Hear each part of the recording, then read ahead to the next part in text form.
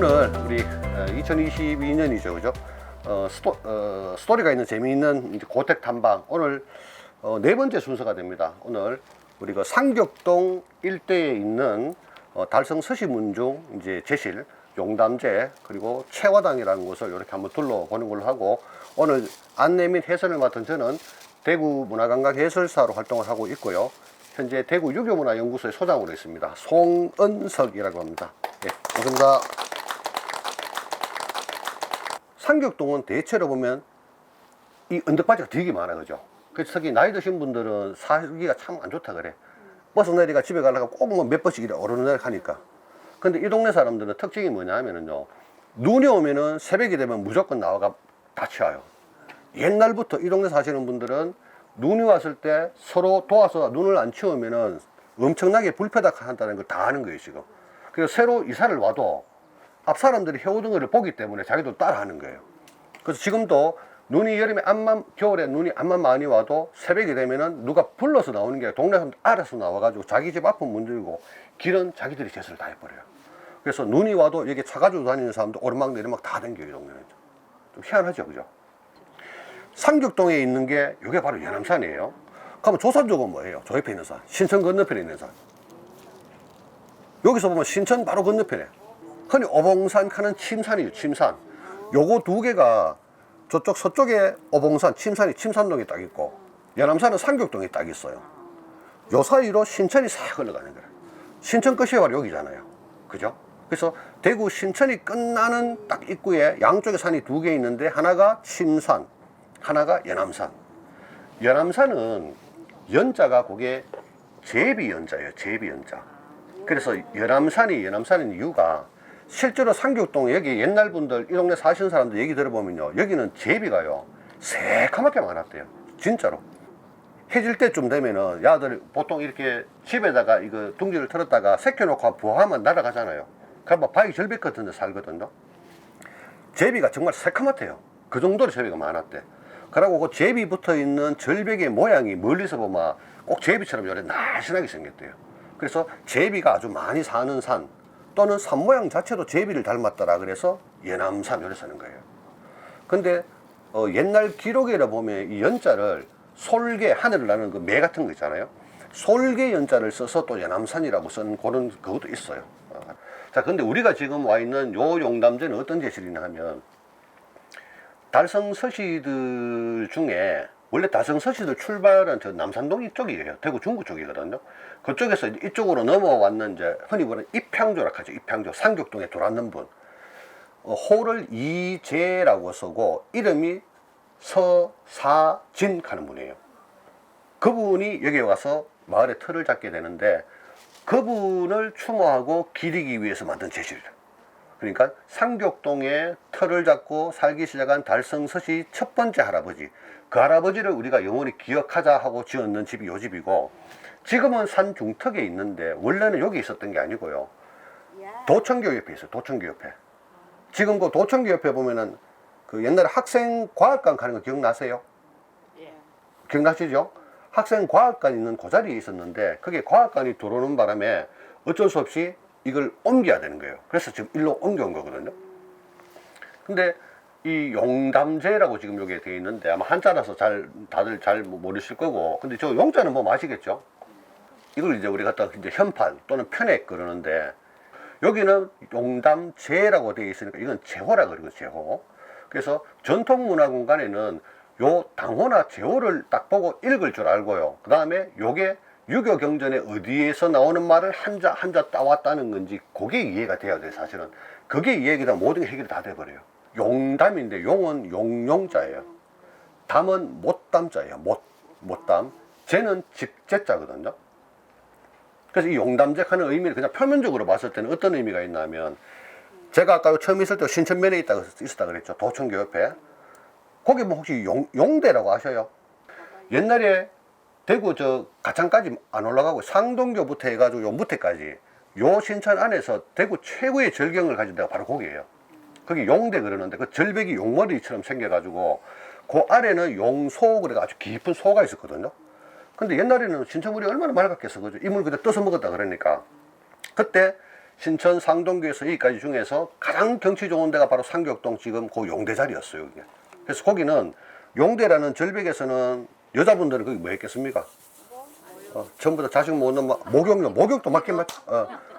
그거는 동네 사람들 기준하면 여성들한테는 기원하는 장소고요. 남자들하고 애들한테는 수영하고 목욕하는 데인데요. 그래서 옛날부터 이 동네 사람들은 그랬다 그래요. 그 상격동 아들은 수영 못하는 애가 없다 그랬다 그래요. 전부 다 머리가 놀았으니까. 바로 그 용대가 있었던 바로 그 옆에 있었거든요. 말이 똑같죠? 거기는 용대하는 바위 있고 용대 밑에는 용소가 담이잖아요. 그래서 그 옆에 있었으니까 이게 용담제라고 붙인 거예요, 사실은.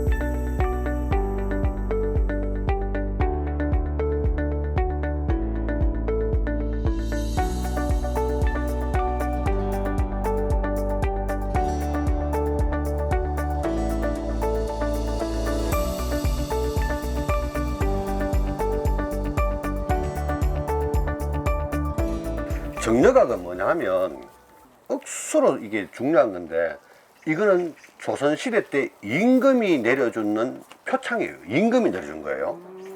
근데 어느 정도냐 하면요. 지금 우리 대통령이 내려주는 훈장하고는 격이 달라요. 정려는 세 가지 조건이 있어요. 충신, 효자, 연려. 처음에 선정 과정도 그 지방 백성들이 글을 써가지고 고을 수령한테 올리고 고을 수령은 그 경상도 경상 감령에 올리고 감령에서 예조로 올라가고 예조에서 임금한테 보고를 하는 거예요. 임금이 최종 결정을 내리는데 만약에 결정이 딱 나잖아요. 그러면 어떤 혜택이 생기냐 하면은 첫 번째 벼슬이 올라가요. 벼슬 없는 사람은 벼슬을 줘버리고 3대 추정 그래가지고 내 기준에서 내 벼슬 올라가고 아버지, 할아버지, 정조 할아버지까지 올라가요. 그 다음에 복호 그래가지고 정려를 받으면 그 집은요 모든 세금, 조세, 부역이 다 면제예요. 세금 면제, 군대도 안 가도 돼요. 어마어마하죠. 천민들도 정려를 받는 경우가 있거든요. 예를 들어서 옛날에 우리 임진왜란때 자기 주인이 외적들하고 싸울 때 자기 주인과 함께 끝까지 주인을 지키다가 외적들에게 죽었다. 충노라 그래요. 충성스러운 노비. 정려를 받잖아요. 그러면 만약에 그 노비가 만약 부인이 있고 자식이 있었죠. 그러면 그거는 면천이라 그래요. 신분이 천민에서 평민으로 바뀌어버려요. 어마어마한 거죠. 요거는 이제 효자예요, 효자. 서명보. 그죠? 목숨 명자, 넓을 보자. 서명보라는 분인데, 이분은 대충 뭐 숙종 때 정조시대, 지금부터 한 250년, 300년 전에 사셨던 분인데, 이분은 왜 효자로 정려를 받았나 하면, 아버지가 편찮으셨는데, 그때 시탕기, 모실시, 탕약할 때 탕, 록은 기록할 록. 아버지를 24년 동안 모셨는데 아버지 모시면서 24년 동안 탕약 쓰는 걸 일찍으로 다 적어놓은 거예요. 그리고 아버지가 이 약을 썼으니까 병세가 어떻게 되더라 다 기록을 해뒀고 또 상분 그래요. 맛볼상 똥분. 아버지 똥을 맛보면서 병으를 계속 체크를 했대요. 그 시탕록이라는 기록이 나온 거예요. 이분은 이제 고을민들이 대구부, 그 다음에 경상감령에다가 효자로 정려를 받아야 됩니다. 그 청운을 자꾸 집어넣었고 지금부터 한 200여 년 전에 조선 말기예요. 조선 말기 순조 임금 때인데 1802년도인데 그때 조정에서 이제 정려라는 걸 이렇게 받게 된 거예요. 그래서 서명보라는 인물의 이게 이제 정려각인데 사실은 여러분들 지금 다 요거만 보고 계시잖아요. 정려 편액을 보관하기 위해서 지은 집이 그게 정려각이에요. 그래서 이 정려각이라는 건 각은 껍데기예요. 껍데기고 안에 있는 정려 편액인데 여기 있어요. 요 안에 있는 요거예요. 효자 맞죠? 효자. 요거는 정하는 말인데 정은 뭐 요거 뭐 줄이 글자가 이렇게 가는데 한자가 위에 적 있죠. 요건 뭐냐면은 이 정자는 뭐냐면 윗사람이 아랫사람한테 뭔가 준다는 뜻인데 이제 높인다는 뜻이에요. 임금한테 정직, 그래 벼슬을 받은 거예요. 좌랑, 요거는 벼슬 이름이에요. 좌랑, 달성, 서명보, 그죠? 서명보, 지, 서명보에 요게 정려할 때 여자예요. 그래서 효자로 정직 좌랑을 받았던 달성, 서명보의 정려다 이렇게 되는 거예요. 그리고 좌우에 붙어 있는 거는 요 정려각과 관련되어 있는 정려각 뭐 중근기, 그게 뭐 옛날에 있었는데 요걸 새로 지을 때 이러이러한 이유로 새로 적었다라는 뭐 이런 것들을 적어 놓은 것이고, 이제 종종 보면은 이제 이거를 아예 돌에다가도 우리 새기자, 영원토록 남기자 그러면서 이렇게 돌에 새겨서 이렇게 넣기도 하고 그래요. 자, 여기까지 보고 우리 아까 만났던 그 최하당으로 이동을 하도록 그렇게 하겠습니다.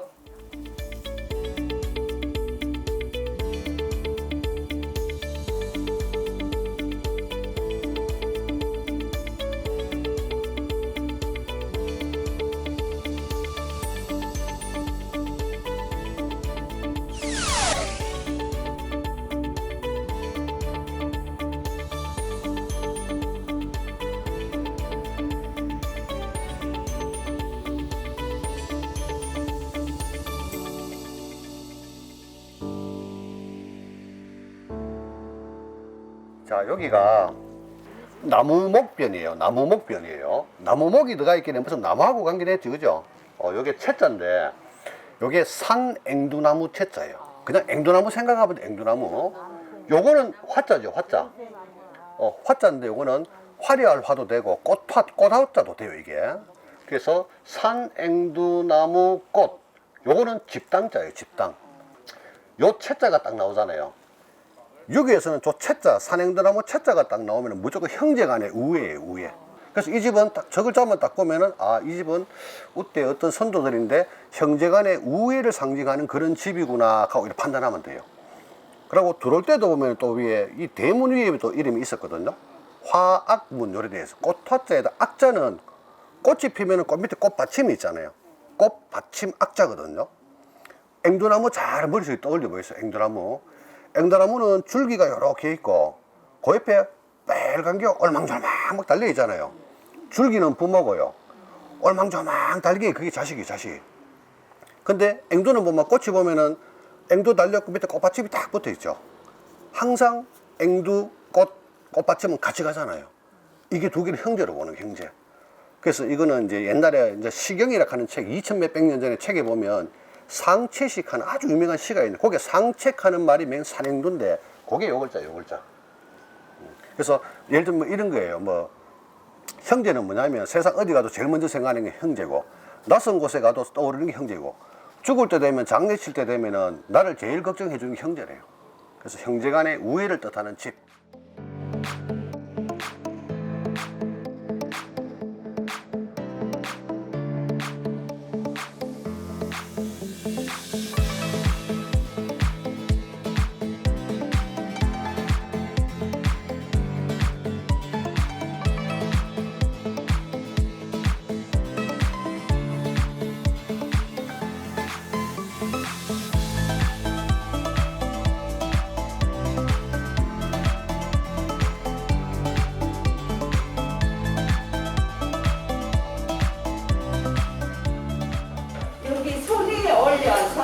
이것을 세 번에 나누어서 드십니다. 세 번에 나누면서 향도 보고 맛도 보고 또 색도 보고 이렇게 느끼면서 마시는 거예요.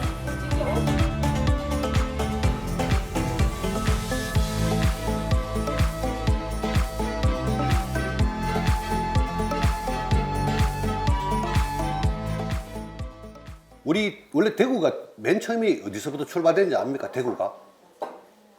대구를 왜 옛날에는 달벌, 뭐 달구화연, 그 달구벌카죠. 근데 원래 대구의 출발이 어딘지 아세요? 대구 원래 대구라 하는 게 달성공원이에요. 달성공원 그게 달성이 옛날에 성이 토성 성이거든요. 그렇게 대구가 달구벌 가는 게 달성 그걸 뜻하는 거예요. 근데 그 달성 그게 주인이 누군지 압니까? 이거 어째 그래 잘한대요. 달성 주인이 달성서시예요. 600년 전 대구는 허벌판이었겠죠. 그 안에 대구 서쪽으로 가면 달성만 볼록하게 튀어나와 있는 거예요. 하고 거기 삼국시대 때부터 있었던 토성 자연적으로 만들어진 언덕에 있는 성이라 성. 그래서 세종대왕이 딱 보니까는 달성 저거는 멋진 거예요. 야, 저거는 대구도 앞으로 군사적으로 중요한 도시인데 그 안에 있는 달성 저거는 진짜 명물 중에 명물이다. 저거를 우리가 국가 기지화해야 되겠다. 군사 요충지를 만들어야 되겠다는 거예요. 그러니까 이제 세종대왕이 이제 달성서시하고 이제 타협을 보는 거예요. 너희들 평생 동안 살아왔는 그 성이 너무 좋더라. 그거 나라에 좀 달라는 거죠. 이 나라 땅 전체가 임금님 땅 아닌 게 어딨노? 옛날에는 알죠? 개인 토지 소유하는 게 없었잖아요. 그죠? 다 나라 땅, 국가 땅 아니냐? 이 국외서침이란 물은 전화 그렇게 안 해도 좋습니다. 나라에서 필요하다가 하니까 그냥 가져가십시오. 대신에 우리 대구 부민들, 내가 살고 있는 우리 대구 부민들이 환곡하는 거 들어보셨어요? 환곡. 옛날에 왜 못 살 때는 춘근기 때 나라에서 쌀을 조금 빌려주고 가을이 되면 이자를 부처가 받잖아요. 그 환곡 이자를 내가 이 땅을 나라에 기부하는 대신에 환곡 이자를 우리 대구만큼은 좀 깎아주시오 이래 된 거예요. 본인의 세거지를 나라에 주고 대구 백성 전체한테 이득을 돌려준 게 이게 달성서시예요.